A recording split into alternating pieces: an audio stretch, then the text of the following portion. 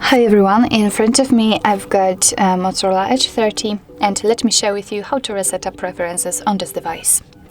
So first of all, we have to enter the settings, and now let's scroll down to find the apps. So actually you do not have to scroll down, as the apps will appear at the third position.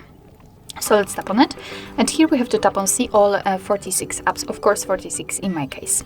Now let's tap on the three dots icon in the right upper corner and tap on reset up preferences. Here your device will inform you that it will reset preferences for disabled apps, disabled app notifications, default applications for actions, background data restrictions for apps, and any permission restrictions.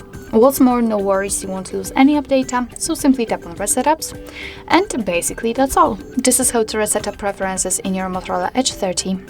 Thank you so much for watching. I hope that this video was helpful, and if it was, please hit the subscribe button and leave the thumbs up.